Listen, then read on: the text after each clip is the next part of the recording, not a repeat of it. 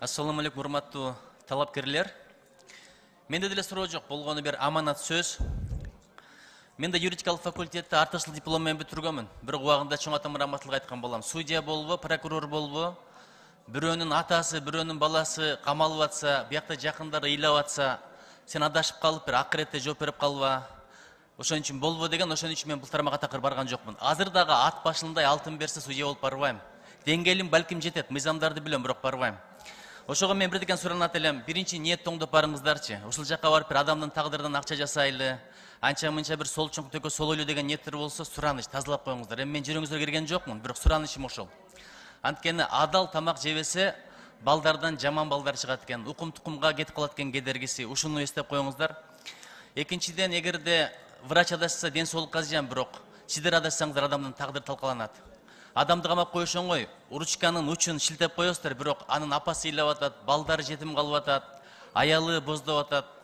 Булардын каргышы сөзсүз жетет. Ушуну бир эскертип койгум келди. Анан зулумдук кайтып келет дейт. Бир туура эмес, бир заказдарды аткарып, же билбейм, бирөөлөрдөн анча мынча туура эмес бир каражаттарды алып алып, ошолордун пайдасына мыйзамды буза берсеңиздер, бул кайта турган нерсе экен да, зулумдук деген. Ушуну эскертип коеюн, зулумдук узап кетпейт дейт, кайтып келет дейт. Бая бекер айтпайт кыргыз, тешип чыгат, жарып чыгат деген сөз бекер эмес да.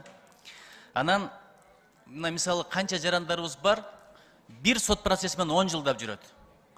Биринчи инстанциядан бири утат, шаардан, райондон экинчиси утат, анан областтан үчүнчүсү утат, жогорку сотко келгенде бузуп коюп кайра баштан жиберет.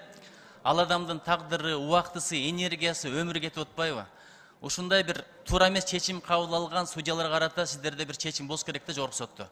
Жаза көрө турган. Анан бая эшек ылайдан өткөндөн кийин деп коет, мен эшек деп салыштырган жокмун, ушундай макал бар. Анан унутуп калып эле көздү май басып кетпесин, суранычы ошол. Медер мырза, мен сизди жаш кезиңизден билем, жаш кезиңизде бир чоң кызматтарда иштегенсиз. Эмнегедир сизден үмүтүм чоң. Анан эжеке сиз дагы эне экенсиз. Энелик жүрөк менен да карап коюңуз. Бизге кайрылгандардын 90% соттон адилетсиздик көргөндөр, зулумдук көргөндөр. Ыйлап олтурушат. А сиздер мындай ишиңиздер көппү, балким же кош көңүл болуп коесуздарбы? Жөн гана мындай карап коесуздар, бирок адамдардын тагдырлары, үй бүлөлөр бузулуп атат. Бирөөнүн үйүн алып койгон, бирөөнүн жерин алып койгон, сыздатып туруп, чыркырап туруп, акчалуулар, күчтүүлөр, мындай фактылар аябай көп. Сиздер барганда бир абал жакшы жагын өзгөрөт деп мен ишенем. Кудай ийгилик берсин, мен ишениңиздерди тең колдойм.